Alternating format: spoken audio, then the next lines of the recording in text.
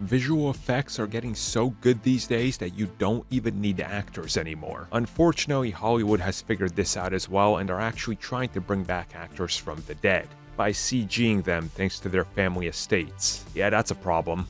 Which brings us to actors that are still alive but never made it on set for their film, specifically Spider-Man No Way Home, because that's what we're talking about, and we're talking about Sandman. The actor was never there.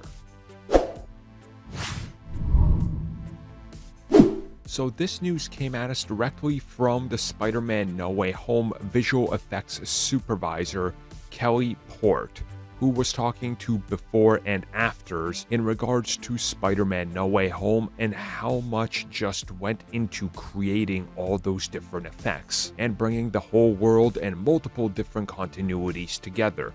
And they specifically wanted to talk a little bit about bringing back Thomas Hayden Church Sandman was something that they knew would be happening very early on, and how did they handle it? Well, it was all through visual effects. They never actually had the actor on set. It was all done through visuals.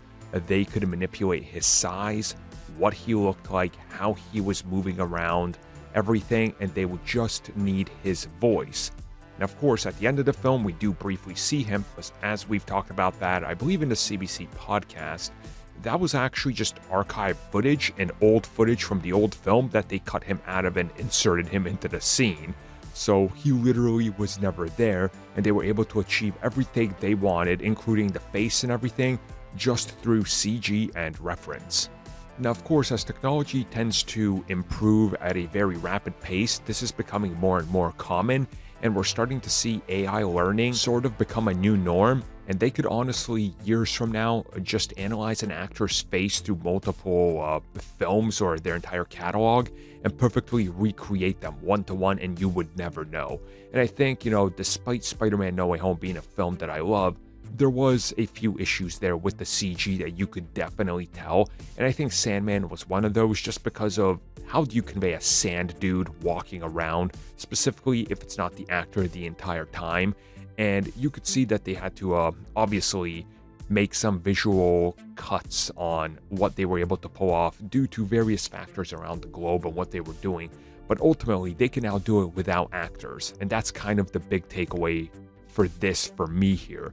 The fact that they were able to look at him and go, hey, yeah, you can sign on for this film and you never have to be here. We can just bring you back. That's crazy. And they said that millions and millions of pieces of interactive CG were used for every single scene he was in.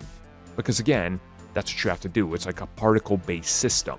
It's real. So you can just imagine how much rendering power they needed for every scene with Sandman. I mean, that's just astronomical.